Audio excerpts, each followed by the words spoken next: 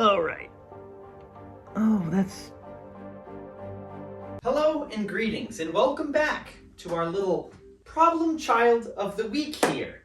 The C5 Corvette. The dirtiest C5 Corvette this side of the Mississippi. Galaxy, that is. This thing is filthy. I don't even want to look at it.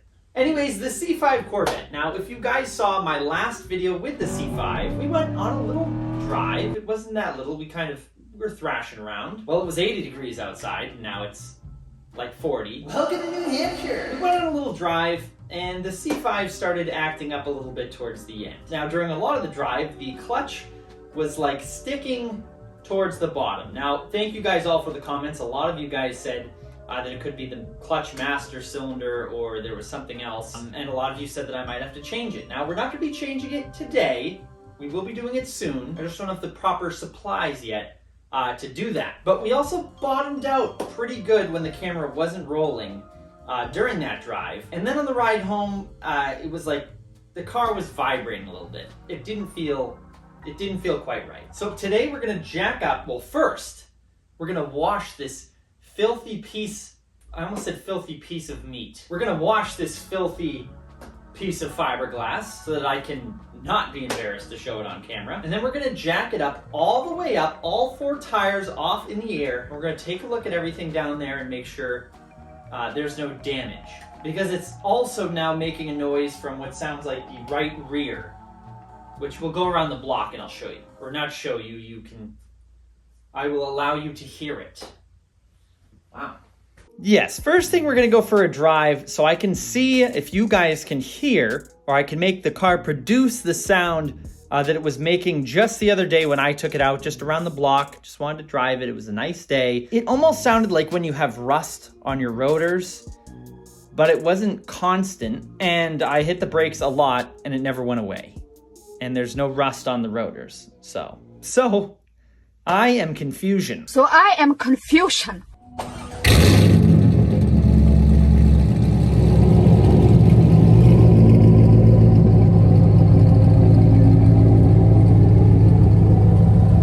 I wonder if it made that noise while it rolled past the camera right there. It probably didn't because it knew I was recording.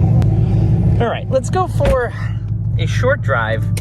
Try to see if you guys can hear this. Most importantly, don't hit my brother's vet with my vet. This would be a bad, bad day for all. I would die. All right, I'm going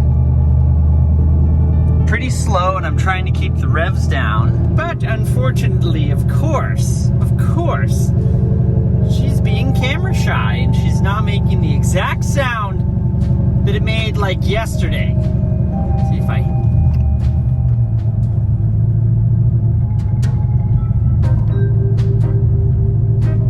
I don't know, the exhaust is too much, I can't hear anything.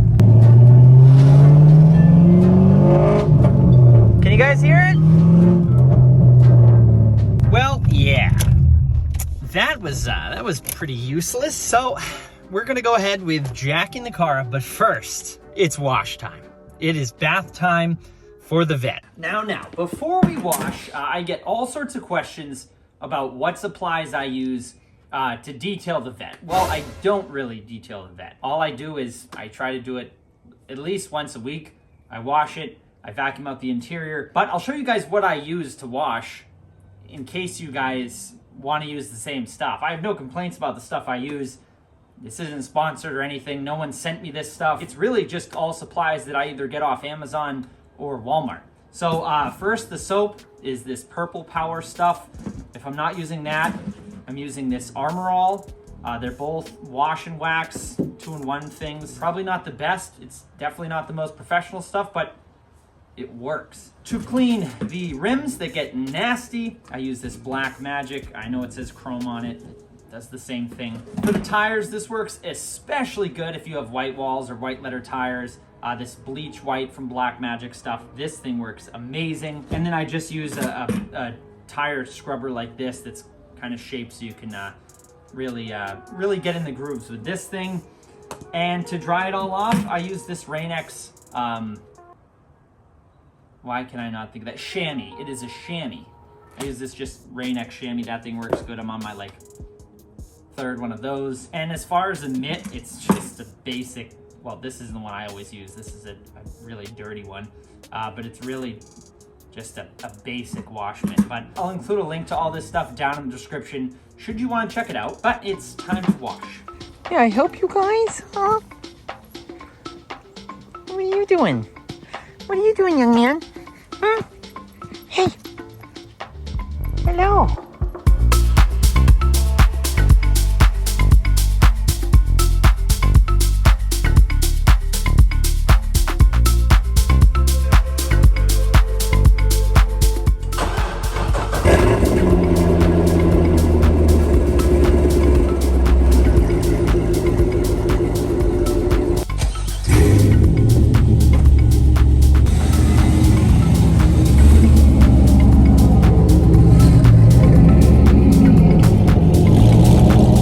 Introducing the world's first floating Corvette. I mean, come on, doesn't it look like it's floating? If you didn't know that this thing was supported, it'd be kind of trippy. The Vette is washed, except for in the 10 minutes that I wasn't outside near it. A bird decided to shite there, and there, and there. And I think that was the brunt of the, little bit of leftovers there. And there, that would be just my luck, okay? Anyways, Vette is up in the air. It's sturdy. Can you imagine if I pushed it and it just pushed over and I totaled the thing? That would also be my luck, but it's up, it's sturdy. Now what we're gonna do first is I'm just gonna pull all the wheels off. I'm gonna start at the back and where the spacers are and get a good look at what's going on down here, because well, it was actually the other side where I thought I heard a little sound. I took it around the block after I washed it, hence the little mud right there. But I took it around the block just to see if I heard the sound, and I didn't. But still, there's no harm in getting this thing up in the air, pulling all the wheels and tires off, and just checking out everything, making sure everything's still, doing what it's supposed to be doing. Because granted, I haven't driven this thing that much, so it's been sitting for a little bit, so I just want to make sure everything's up to par. So let's get the wheels and tires off and take a look and see what we find.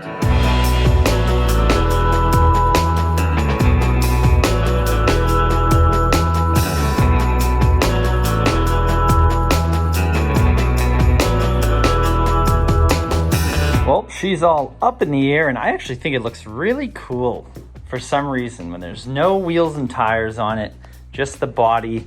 For some reason, on this side we have more room. That just looks cool. It's like nothing. Now, at first, I thought we were gonna have a problem because I went to take that back wheel off, and I was using the impact gun, good old impact gun. This thing is the best, this DeWalt.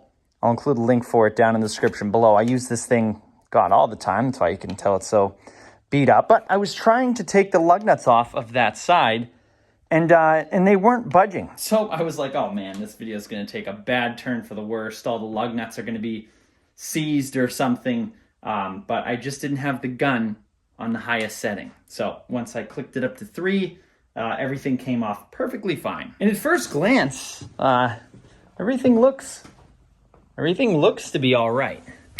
Put that down. I shook around the bearings up front there to see if there was any play. Everything's nice and tight up there. Spacer's still tight back here. And while we're here, while we've got all the wheels and tires off the Vette, I get this question probably 20 times a day from different people. What size spacers are on the back to make the C6 wheels fit on the C5 perfectly flush, looks gorgeous. But let me grab my tape measure and I'll show you guys. I did do a video on this a while back, but obviously some of you didn't see it. So let's measure here. Well, that tape measure didn't want to work, but I have a ruler. So we can measure here. I don't think it sits flush against there. No, it doesn't. That's not going to give us an accurate reading. All right, I found one that works. And the grand total, for those of you who didn't see the other video, the grand total is 1.5 inches. That's right, you can see it there. There's the proof, 1.5 inches. That's how big the rear.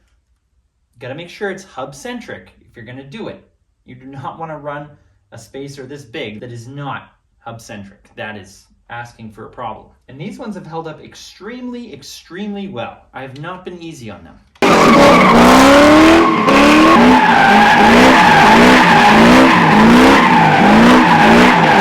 Everything on this side appears to be in great shape. No leaks, nothing that sticks out and looks bad. I'll probably grease up these sway bar end links while I'm back here. Might as well. And I'm also just gonna clean this area up, clean up the wheel well, as well as the inside of the rims. And I'm also gonna put the back tire that was on the back right, I'm gonna put that on the left. The one that was on the left, put that on the right. And same thing for the front, because as you guys know, it's a staggered setup. So you can't do the cross and over like you're supposed to do on a regular car, but that's the best we can do to make these expensive Continentals last. All right, I don't see anything that sticks out here. It looks very bad. Everything looks pretty good. And same with this other side here, the driver's side. Everything looks good. I'll grease up those sway bar end link bushings down there. Other than that, this side looks good too. So I don't know, maybe it was just a rotor and just had a little bit of stuff on it and it grinded off, but. Next, I inspected the front suspension on both sides of the car, which both checked out okay. So next I gave all the wheel wells a quick wipe down and blew out any crud that was in there.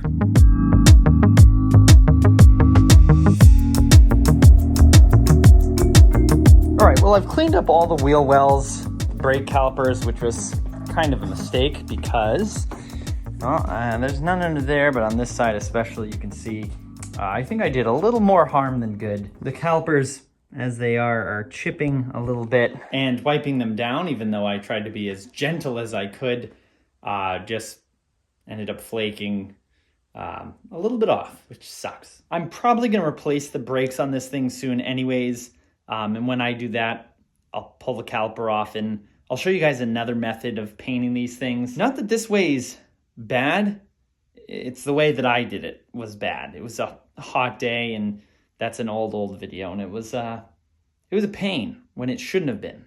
But that was a younger and less wise me. So now I'm probably gonna take the wheels outside, and even though I just gave this thing a bath, the insides, the barrels of the wheels get nasty, especially the fronts. So I'll probably bring them outside while they're off and spray them down quick, give them a little scrub, and then we'll do one final look under the car and see if anything looks off.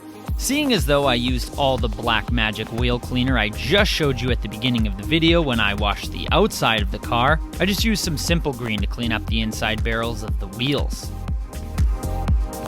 All right, now the tires, well, not the tires, the wheels are all clean, the inside barrels, and of course, I got the outside dirty. I don't know if you can see that. I got the outside dirty when I was cleaning the inside. So when I mount them back up, I'm gonna freshen up the outsides as well. But before we do that, I'm going to climb, I thought someone was stopping by. Before we do that, I'm gonna climb under the Vette, especially the front area, and I wanna just look again and see if I can see anything that's off. It didn't make sense why the Vette was behaving the way it was last time I took it out. Well, not the last time, the time before that, on the point of view drive that you guys came along with. So we're gonna climb under there and just take a peek, double check everything, and the backside. That's what she said. Oh God, my big nose, my big ass nose just barely clears it. Look at that, look at the clearance. There's none. All right. Oh, that's nothing. Whew, okay. What do we got here? What do we got going on here? All right, first things first, we knew that the oil pan, well, looks a little more leaky than it did last time. I sense a leak being fixed soon. That's not fun at all. But everything else looks fine, looks normal. I don't see any big gashes like there would be if I bottomed out the front end here somewhere. Those long tube headers and that catless X-pipe looking good. No scratches or anything there.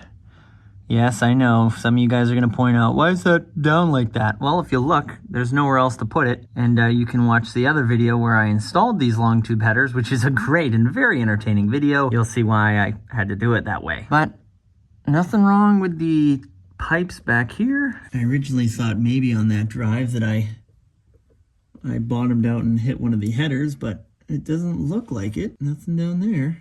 And back here at the transaxle, nothing much going on, but a little leaky back here. Just a little, very, very slight dampness. Again, that's what she said, but it doesn't look like, well, maybe we'll have to address that soon. Other than that, back here's looking all right. And down below here at the front, I mean, that's a little scratched up there, but then again, I hit everything but the lottery in this thing. When I go into places, cross member looks good. Huh, I wonder what it was. I wonder if I just hit up here. Now, that was here when I got the car, okay? So, and it's on both sides. Check the rear end. My favorite thing to do. We're looking pretty good back here. That there is the resulting damage from the lady at CarMax who didn't know how to drive a stick shift. That was a fun one. But other than that, looking good back here as well. Since it looks like we have a clean bill of health, well, a clean bill of health for me. Some people would see those little leaky spots and instantly change them. But I'll get to them. I will get to them. I have a small stable of like 6 cars. But I'm gonna do the old swaparoo with the tires, switch sides and everything.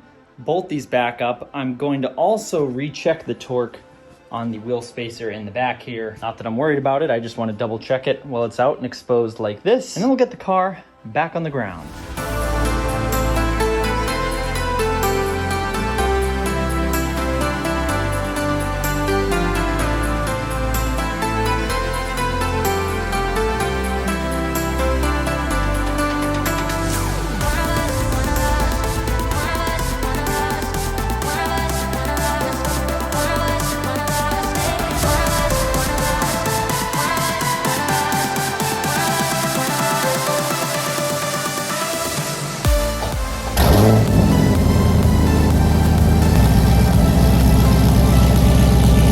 Ooh, she does look good.